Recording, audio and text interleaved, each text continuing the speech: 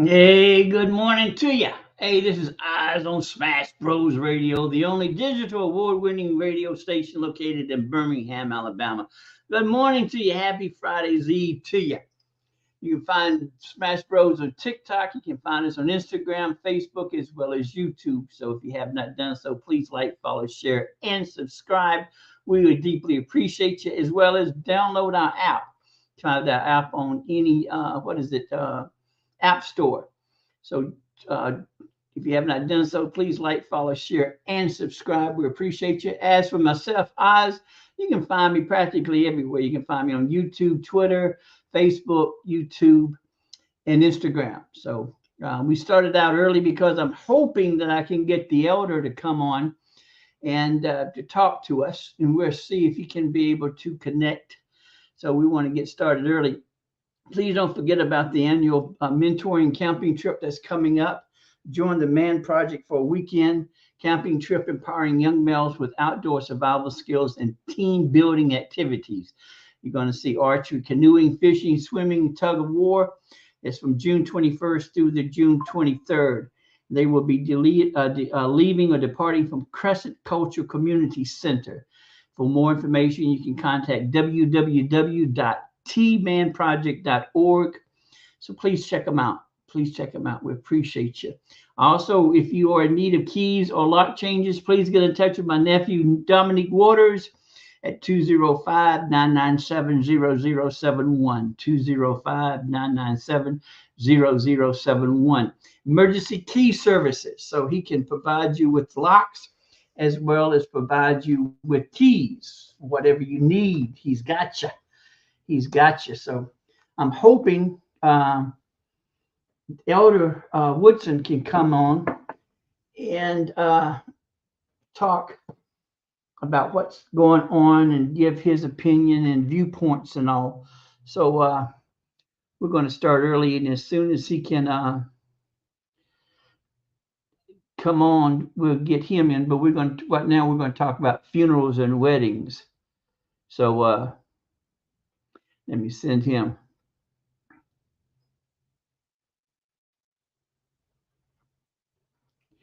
There's the link. So we'll see. So I had some disheartening news.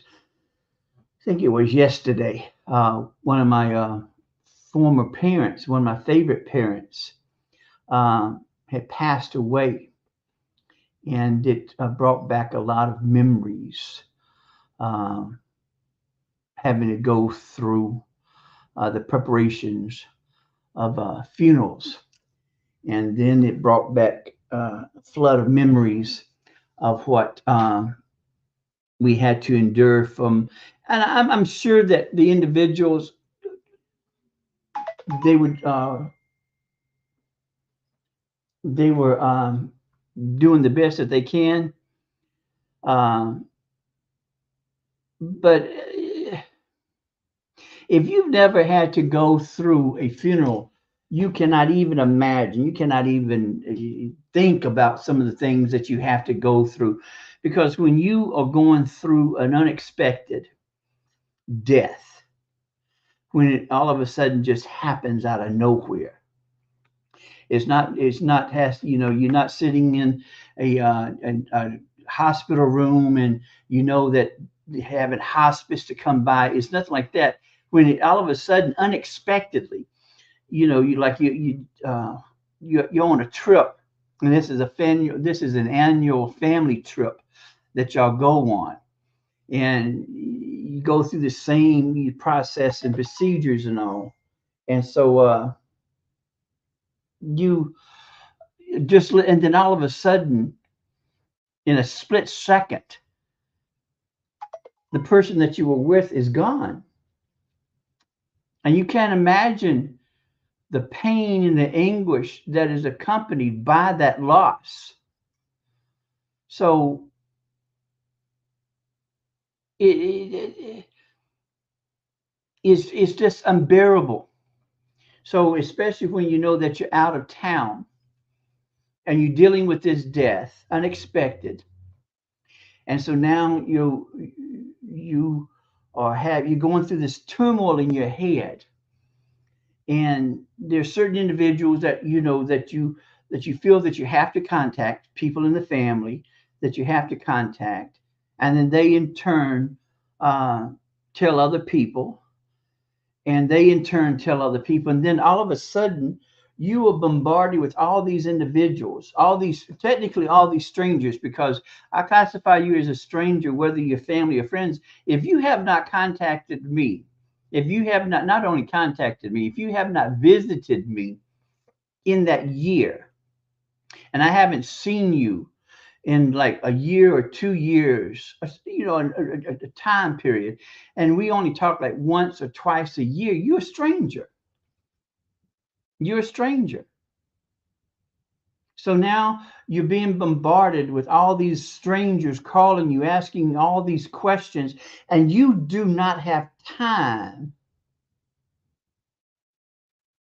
to really focus, to really get yourself together, because you're going through this pain and this anguish, this hurt, and then you don't want to be rude, but at the same time you just wish to be left alone. Now see, I don't mind being rude, because see, you know, I don't mind being rude. I don't. I don't mind letting people know that y'all need to chill out. I don't have time for this. Uh, I'm going through too much. There's too much on my plate. I don't mean to be disrespectful or whatever, but I'm just tired. I'm just tired. So where do the manners come in? That, you know, you ask him, well, what happened, and the only thing that you should know is that this individual is no longer here. You're not really part of the family because I haven't seen you during the holidays. And see, that's another thing. I used to get in trouble with my grandmother, because my main thing is you're not family unless I see you during Thanksgiving and Christmas holidays. And if I don't see you during Christmas and Thanksgiving, or Christmas and all those gatherings, you're not kin. You're kin to my grandmother. You're not kin to me. And see, my main thing is, you know, you have to claim your first and second cousins. But when it comes to those third and fourth cousins, the blood ain't that thick. And then as in relations to me, you know, there's no, even with the first and second cousins, sometimes there's the blood ain't that thick anyway. So you're dealing with all of this these these emotions, and it sounds like a cliche, but if you've never experienced the death and all, your emotions are like a roller coaster. And it's like that, you know, that, what is it, that ride at the fair, to where you're spinning around. Well, that's pretty much what you're doing in your head when you're dealing with an unexpected death. Now, when you're expecting the death, you cannot prepare for death. You can't. No matter how much you try, you cannot plan for it. Now, you know that they're in hospice. You know that they have a certain time period. So, and okay, cool. But you cannot prepare for when it's finally there. But then at the same time, um, let me turn this off. Then at the same time, now you're having this unexpected death, and so you're going through this turmoil, and you're not at home, and you're having to deal with how you're going to transport the body from where you are to your home. So at the same time, that you're not going to leave your loved one there, and you go home. So you have all of these emotions coming, and then you have all these strangers and associates to call you, bombarding you with all these questions, and then all of a sudden you get home, and you think that finally, it gets even worse, because now you're going to have to deal with those relatives who you've never seen, never heard from. Now all of a sudden they want to have this concern, this love, and this, you know, we have to gather around for the support, and you just wonder, like, really, I really wish to be left alone. I really want to be left alone. I really want to be able to try to get some type of normalcy back into my life. But I have to plan for this funeral. I have to get all these arrangements together. I got to find the insurance policy. I got to find all of this. And, I got to find, all this stuff is bombarding. But yet you still have these people calling you, asking you these stupid ass questions. So, from my standpoint, from my opinion, from what I have been through, what I have dealt with, this is just a suggestion. When you hear of someone passing away, technically, it is none of your business how they passed away. The only thing that you should know and that should be important is that they're no longer here. That should be the only thing that you should be concerned with, is that they're no longer here. A family does not wish to hear, well, they're in a better place, and I don't want to hear that shit. Right now I want to be selfish. Right now, I don't care about them being in the right place. Right now, I don't care about them being in God's. I don't care. All I know is that I'm hurting. I'm hurting bad. All I know is I want them here. That's the only thing I want. So, all we need to do is to bring food and drink. That's all we need to do. All we need to do. What is it? The best place to go is what is it? Honey baked hams. You can find this. Get the cheapest ham, boneless ham. Get the cheapest boneless ham. Take it to them, or you can go to Publix. Publix has the best fried chicken. Make sure you have side dishes. Now listen. You have to reach inside yourself and know that you can't cook. And please, if you know that you can't cook, please don't take anything. And also, they need drinks. Yes, they need the Cokes and the pep, but they need some strong shit. They need that. They need wine. They need that heavy stuff. They need the bourbon. They need the tequila. They need the hard stuff. That's all they need. That's all the family needs, is just to be left alone for right now. Let them regroup as much as they can. Let them get themselves together as much as they can. And then not only are they dealing with these outside individuals interfering and invading their privacy and all that, now they're going to have to deal with these relatives who you don't see, but all of a sudden have all this compassion, this love. And we love. Well, if you loved him, well, why didn't you keep in touch with him? If you loved her, how come you didn't come and see her?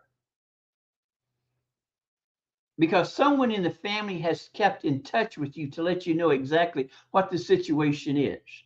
So as for, if you cared, you would have done something before now. So basically, you're trying to ease your conscience.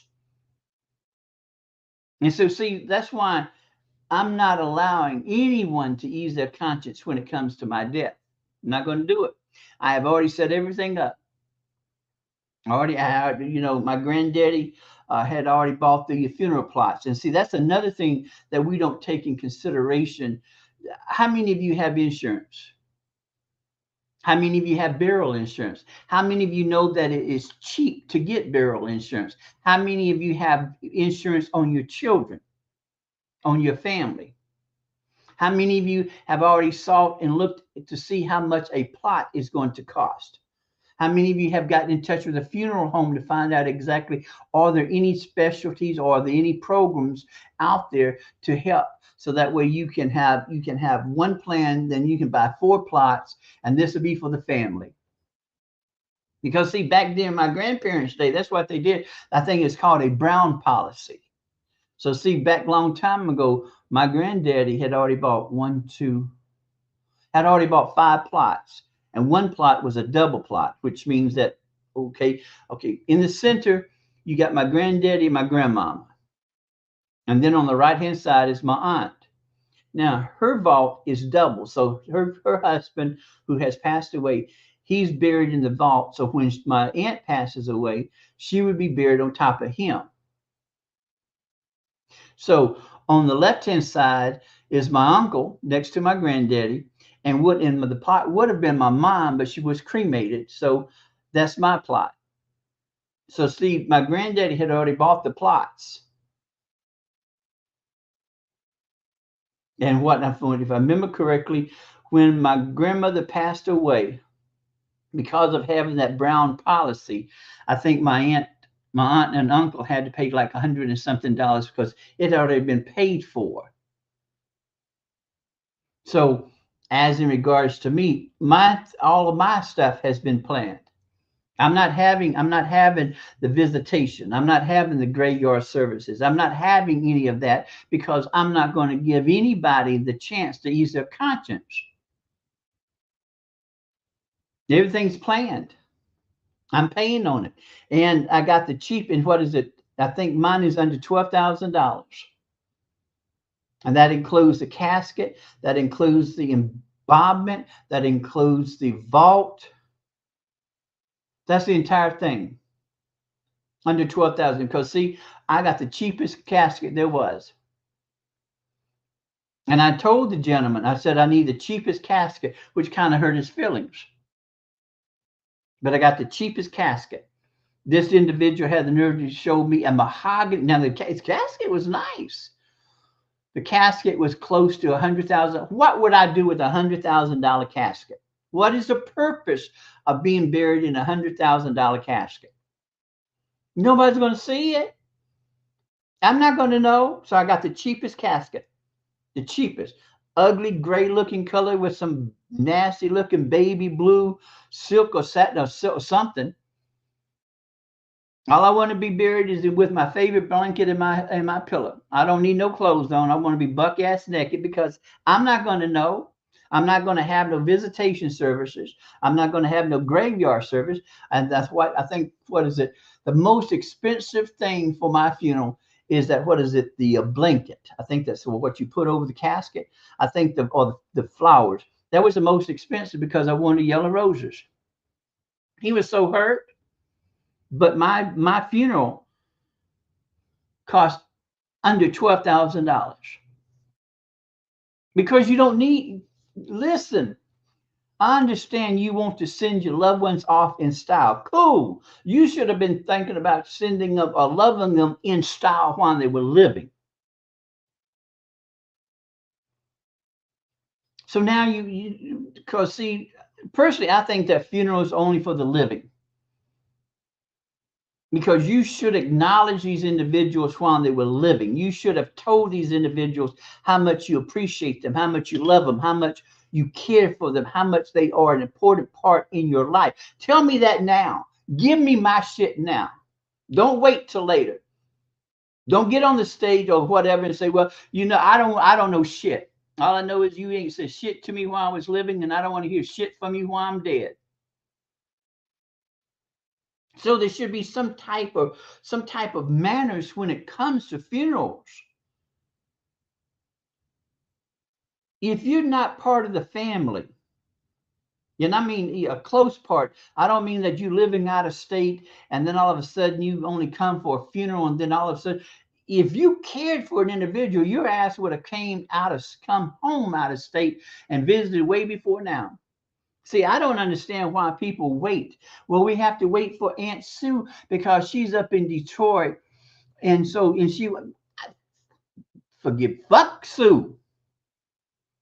If Sue is healthy enough to bring her ass to the funeral now, Sue was healthy enough to bring her ass here to visit before now. If you're not here, he gone, waiting 2 weeks for people to come. Forget that. Forget that. There's manners that should be incorporated. There's certain protocols that should be understood. As for the church family, we love you, but you got some messy ass saints. Messy saints. Messy. So there should be manners. People don't want to be People want to be left alone. People want to be able just to sit down in their own serenity, their own space without being bothered. Because technically, we don't want to be touched. We don't want you to say that we understand. I don't give a care about you understanding. All I want you to do is get out of my face. That's right now. All I want you to do is get out of my face. I know you're trying. I don't need it. Don't want it right now because I'm in too much pain. I want to focus on me. I don't want to focus on making you feel better because I ain't got it. I just don't have it. All you can do is bring food.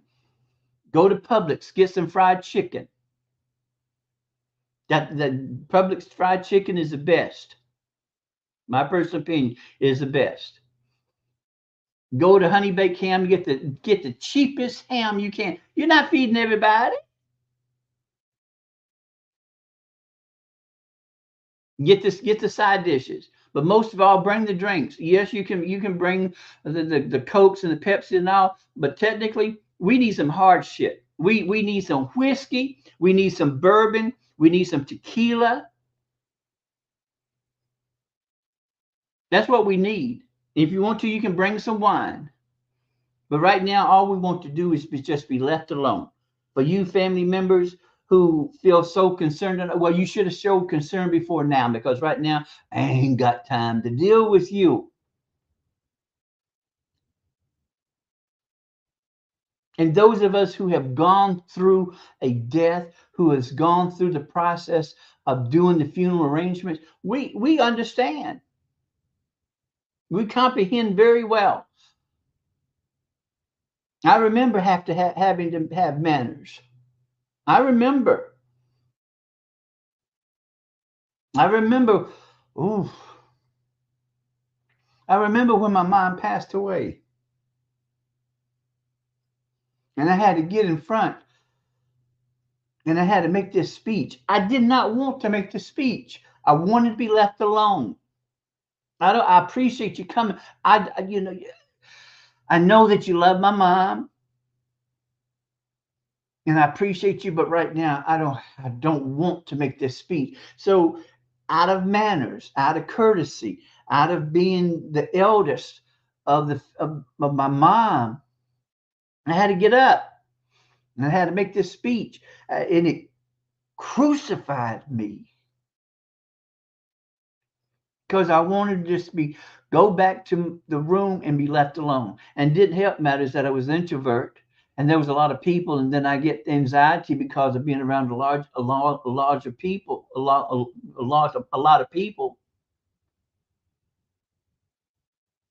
But there's certain things that are required that you have to do, and I understand that, and I accept the responsibility.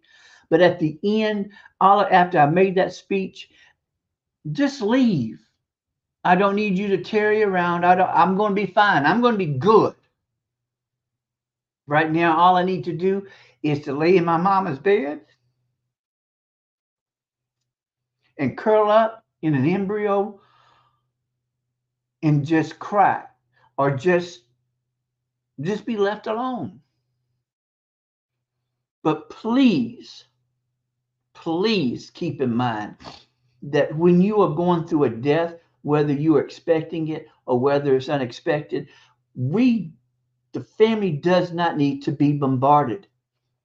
They don't need to have all this fake love and all this fake sincerity. They don't need it. They need to be left alone to grieve in their own privacy, in their own way. They don't need a lot of company. Just feed them. Just feed them. And now, since we have the media, you can go on the Facebook page, you can go on Twitter, you can go on Instagram, saying you're in our thoughts and we love you. You don't even have to visit the homes now. Wish we had media back a long time ago, because in that way I wouldn't have to see some of their asses. And so there's no reason for you having to get out of your house and invade their home. Send it over. We're thinking about you. Condolences, prayers, love, hugs. Don't need to get in contact. So again, when it comes to a death, all the family needs is time to themselves to grieve in their own way, to grieve in privacy. They do not need to be bombarded with a lot of visitation. They don't need to be bombarded with telephone calls asking these stupid questions. Well, what happened? It's none of your fucking business what happened. All you need to know is he's no longer here. She's no longer here. That's all you need to know. It's none of your business what happened. And why would you want to know what happened? You're not family. And even if you were family, you didn't come around on a regular basis. So why would you need to know now? If you thought that much, then you should have showed that much. That's all to it. Bring them food. Church's chicken, Publix chicken, honey baked ham. Again, sometimes you can find the hams on sale. They also have turkeys. Now, some of the side dishes, don't get the side dishes because some of them side dishes are nasty as hell. No, don't do that.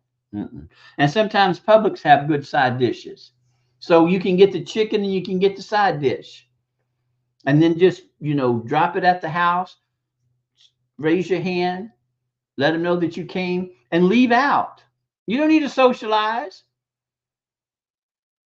By the time the family should have enough of food to last them for at least 2 weeks. And they should have enough of liquor and drinks to last them till God comes home. That's all they need. That's all they need. Those who have gone through death, those who have gone through the process of making the funeral arrangements, they understand the topsy-turviness, the upside downs. And so, see, as an example, that's why if you have not done due diligence, if you have not planned for the end, well, then you're going to be behind. Where are your burial policies? Do you have a burial policy? Do you have a prearranged funeral arrangement? And it doesn't cost that much. It really doesn't. You need to check into it. You need to check into it. Death is just another process, folks. It's not the end, it's only the beginning. And we have to quit being so scared of death. My godson can't take it. When I start talking about death, he freaks out. He totally freaks out. And I do it on purpose, to tell you the truth, because I'd rather like it. So, I call him and pretend like I'm having breathing problems, or I call him, pretend like I'm having breathing problems and tell him I'm in the ER and they don't, and he had a fit and he said, "Are you all right?" I said, "Of course I'm all right." Freaks him out. But we can't be scared. Death is just part of life, folks. And yes, it hurts. Yes, it hurts tremendously. Yes, it hurts deep. And you don't get over it. You don't. You do not get over it. You learn to deal with it. A scent, a smell, a song will bring it back quickly, unexpectedly, especially the first month, especially when Mother's Day or Father's Day roll around. That first year of your relative, not your loved one, not being with you, it brings it back. Unexpected, when you least expect it. It's just right there underneath the surface. But you learn to deal with it. You modify it. And you have to get to the point to where you deal with it and it doesn't deal with you. Because in all actuality, you know your loved ones better than anybody else. You know that your loved one would not want you to be in the condition or the pain that you are in. You know that. And the way that you keep them close to you is by acknowledging them, by living your life the way they raised you, by living your life by the things they taught you.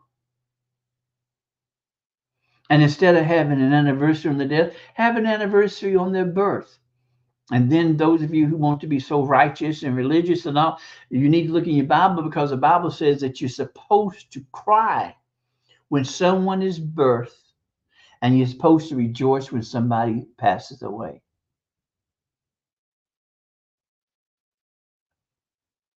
So, but it brought back a lot of pain, especially unexpected.